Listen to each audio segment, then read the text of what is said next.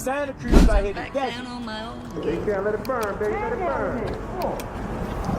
Mind over matter, son. Mind over matter. This is the blues on. Ain't nobody doing no shit like this. Come in the desert. Nigga trying to stay away from the desert. He come in the desert. When the night Camera. Oh, shit. Light, camera, action. Light, action. Cat. Come on, Tank. Come on, Tank. Worm out. Worm out, Tank. Dig down in there. Dig down in there. 10 seconds. Don't think about it. Don't think about it. Remember that gun on it? They got that gun on that tank. They go, time. when the night is cold. He ain't gonna keep you here late tonight. Good job. It's been hard being away from my daughter. You know, she actually here, she sleep. Just being away from her, it was a little touchy, but I know when I'm up, you know, up against, you know, I know that I got pay-per-view. You know, I know I'm fighting a tough opponent, so really I know how to lock in. I know how to shy away from everything. I know how to, like, I know how to fool around.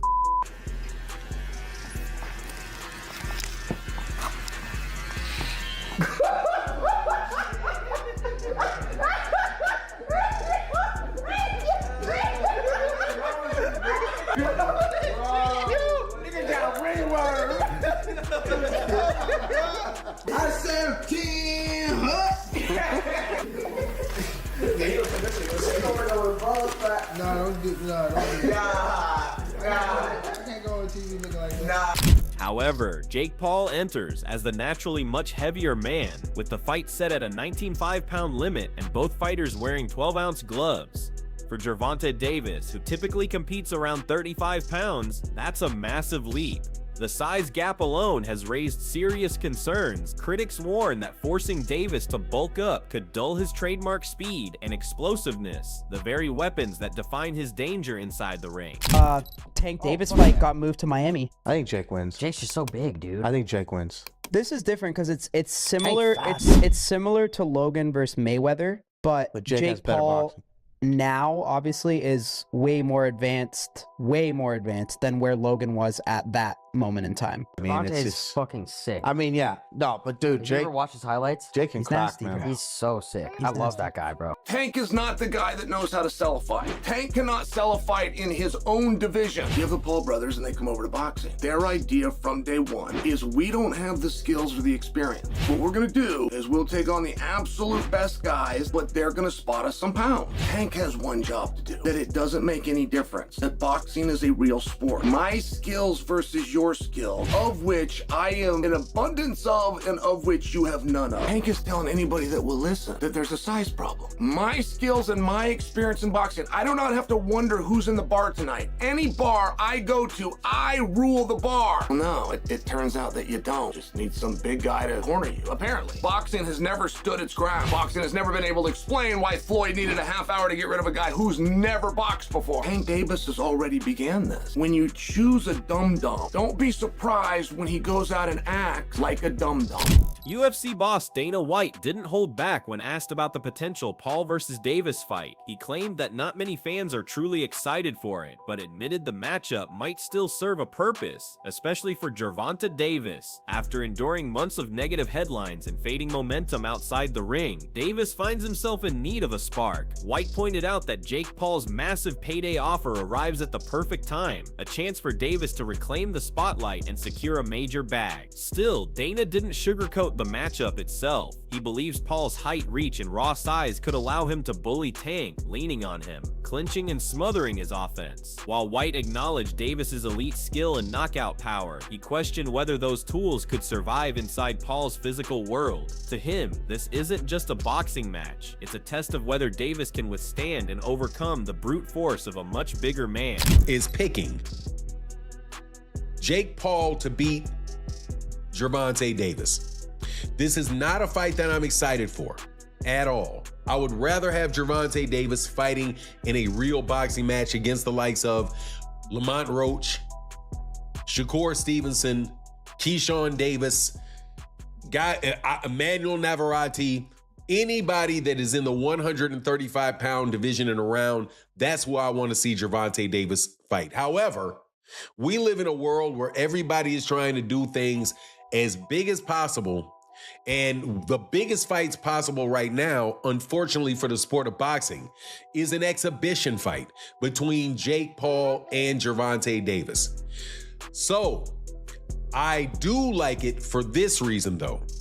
I like it because it is allowing Gervonta Davis to have a fight that is going to be big and that the mainstream media is going to have to cover, the mainstream media outside the world of boxing. Gervonta Davis has been, without a doubt, blocked, having venues blocked, having fighters, having other promoters paying fighters away to go different directions from Gervonta Davis. So Gervonta Davis was in a bit of a hole. And he gets an opportunity to fight Jake Paul for $200 million or whatever. I don't mind it at all. As long as Gervonta Davis comes back to the world of boxing after he gets done with this, hey man, you got your money, no worries. But you gotta love Dana White having the audacity to pick Jake Paul in this fight and says something to the effect that, hey, he was talking to Logan Paul and said, hey, when you were fighting Floyd, you know, there was this, you're a gigantic guy, big size difference. There was a time when Floyd Mayweather Jr.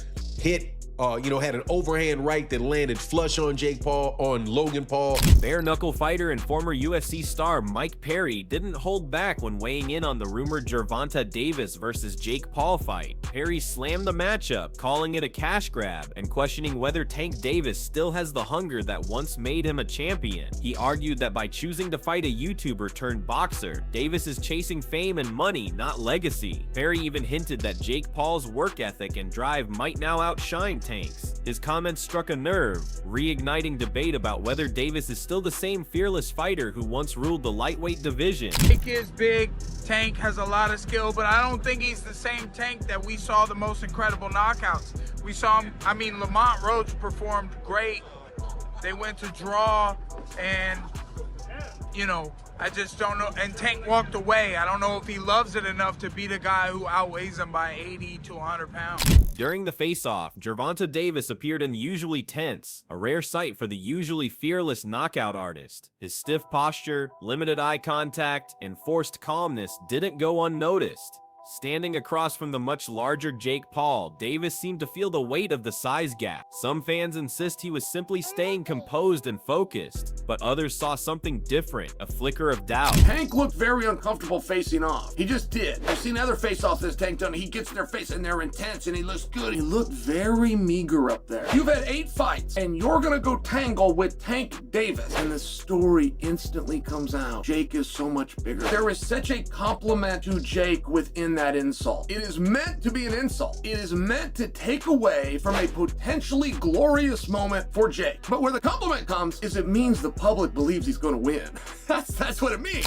Teddy Atlas weighed in on the face-off between Jake Paul and Gervonta Davis, pointing out the massive size difference between the two. The veteran boxing analyst even joked that Tank's so small he might need a ladder just to reach Jake's chin. While Atlas admitted that differences in size and style are part of boxing, he argued this gap goes far beyond what's reasonable. He compared it to Canelo Alvarez moving up to face Terrence Crawford, saying even that wouldn't be as extreme as Davis versus Paul. In Atlas's eyes, this matchup isn't about balance or competition. It's spectacle over sport from the very start. They should also have like the size of the ring, the size of the glove, all that stuff. Particulars should be in the contract, but I would probably look for one thing that is not the common thing to have in a contract if I'm Tank. A ladder. A ladder. Can I get a ladder? Somebody? You know what I mean? Hey, look, if he hits him on the chin the way he can punch, Jake might be doing a dance. You know what I mean? Not voluntarily either. But we'll get into that more later. The thing that I'm talking about right here is what you said. It was stark. The size difference was really, you couldn't ignore it. We understand the talent difference, the experience difference. We understand all of that. But the size, the pure, and we understand small guys can beat big guys. We just saw Crawford do it to Canelo, but you know, a little different. The size difference was, I mean, it was eye-catching, jaw-dropping, and it made me think. And I'm gonna ask Richie, our man here who's doing all the taping, who does such a marvelous job. I'm going to ask him because I know he's an expert in this area. But it reminded me of one of the Rocky movies where they had the face, where they did the wrestling thing with Rocky and Hulk Hogan, a.k.a. Thunderlips. He was Thunderlips back there. And I thought I had it right, and it was confirmed to me. It's Rocky 3. Shocker Stevenson didn't mince words when asked about the rumored Jake Paul versus Gervonta Davis fight, calling it a terrible matchup for boxing. The undefeated champion said the bout makes little competitive sense and exists purely as a money grab, not a real test of skill. Stevenson stressed that the extreme size gap between the two turns the event into a spectacle, not a true fight. Maybe he'll fight Jake Paul instead. What do you think of that? I think that's terrible. Why? I mean, I get it, because at the end of the day, it's the money business, and you want to make the most money, but from what I'm hearing, he can make more money in a fight with me, and if that's the case, why not fight me? Sure. Do you think he beats Jake Paul? Do I think he beats Jake? Yeah. I mean, there's a huge size advantage, though. It is, but I think Tank got the skills to make sure he come out on top. Do you think that Jake has gone better? Yeah, I think actually Jake got tremendously better from the time frame that he started till now. And in the right situation, I also could see him become a world champion. Really? Yeah. To tell you the truth, Gervonta Davis couldn't get up for Lamont Roach. And what does that mean?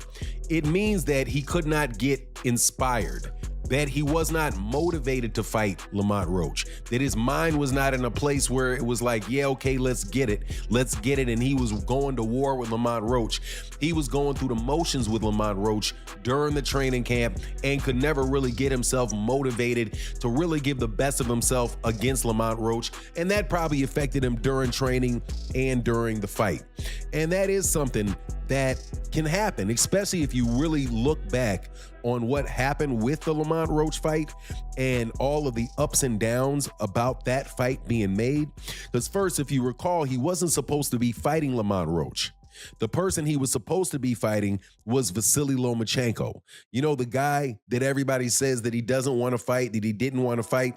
Gervonta Davis was up and prepared to fight Vasily Lomachenko. Leonard Ellerby explained that Tank Davis was going through a lot personally and didn't want to take on extra pressure at that time. According to Ellerby, that lack of motivation is why the fight never happened, even though fans expected it. He said Tank was focused on managing his personal life, not proving anything in the ring, and stepping away from Freddie Roach was simply his way of avoiding unnecessary stress. Holy shit, Jake Paul versus Tank Davis is actually happening. What the f is going on? I guess Tank is going broke because that's the only justifiable reason you ruin your legacy against a guy like Jake Paul. And yes, I do think Jake Paul is going to win. Tank Davis is a much better boxer and has crazy power, but he's 5'5", 130. That power is not going to carry over against someone who is 6'1", 210. And it's not like Jake is bad. Yes, his fights are boring. He says he's going to step in the ring and sleep his opponents, but the only people who end up sleeping are the audience. Mike Tyson fight. But at the end of the day, he's a big guy with power who's training boxing full time, and he has beaten some legitimate competition. Woodley, Nate Diaz, Anderson Silva, Mike Perry had a competitive fight with Tommy Fury, but it's crazy how particular Jake has to be when selecting his opponents. They have to have enough clout to be interesting, enough skill to be taken seriously as a threat, but at the same time have clear weaknesses and disadvantages that Jake and his team can exploit to win. Now that he's fighting an elite boxer, he has to fight someone 7 weight classes down. I mean, Tank could win if he makes Jake do a very aggressive weight cut, but I just don't see that happening. I got Jake by 3rd round TKO. He should put me on the co-main event and allow me to fight Francis Ngannou. That would be an easy first round knockout. MMA veteran Nate Diaz completely dismissed the upcoming Jake Paul versus Gervonta Davis fight, saying he had no interest in even predicting the outcome. Diaz called it not a real fight, just a spectacle built for pay-per-view money. He criticized modern boxing for drifting too far towards staged, profit-driven events, arguing they undermine the sport's integrity and tradition. According to Diaz, matchups like this prioritize entertainment over competition, which is why he refuses to take them seriously. I gotta ask you, Jake Paul versus Gervonta Davis. Does Davis have a chance? Gervonta is a great boxer, but he ain't gonna be. So you got Jake Paul by knockout, or? No, I don't got anybody, but I don't think. He's just too small. I